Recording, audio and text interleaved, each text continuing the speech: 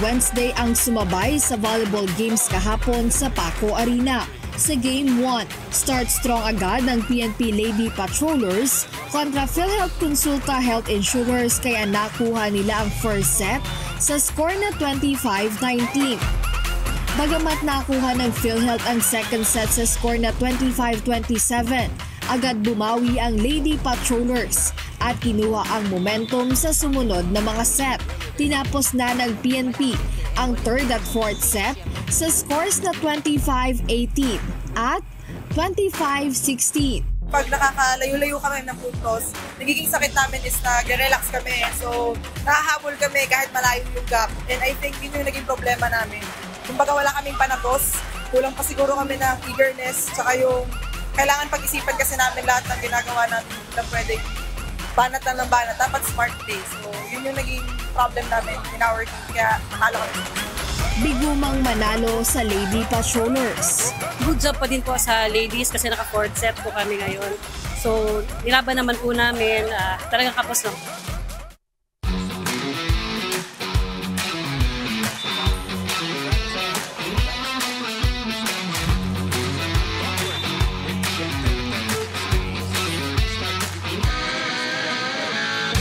Sa second game, hindi na pinatagal ng BFP Lady Firefighters ang laro nang walisin nila ang NCMH Wellness Warriors sa score na 3-0.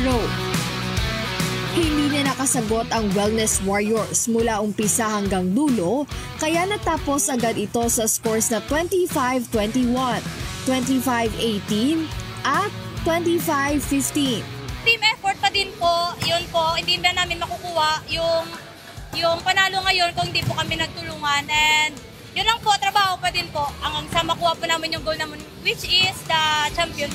Hindi man nakaisang set man lang, binigay pa rin ng Wellness Warriors ang kanilang buong makakaya. Yung nilaro po namin ngayon, binigay po namin yung best namin, although kulang po kami ng 2 guest players. So at least po yung ginawa po namin ngayon, talagang ginapang po namin yung makakaya po namin. And nakita ko po sa mga teammates ko na talagang binigay po nila yung best po nila ngayon.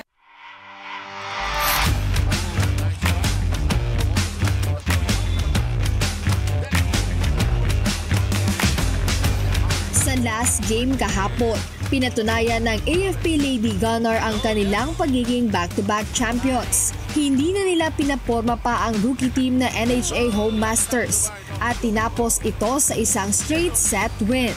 Nakuha nila ang match sa scores na 25-22, 25-18 at 25-16.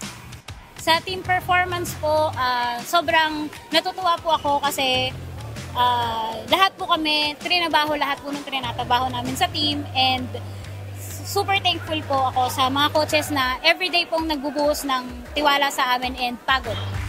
Mahirap man ang laban sa defending champions, patuloy pa rin ang improvement ng Home Masters. Sa nakita ko po sa pinakita ng mga ka-teammates ko, nag-improve naman na po talaga bawat isa sa kanila. Kasi from the scratch naman po talaga yung team namin, since hindi talaga kami ganun ka-solid na team.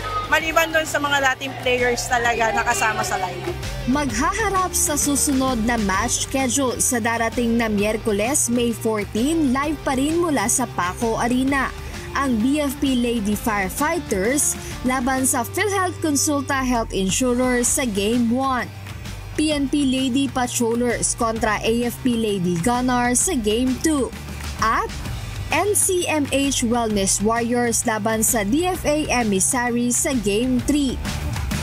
Mapapanood din ito via live streaming sa UNTV Sports Facebook page at YouTube channel. Jed Meresina, humahataw sa balita ngayon.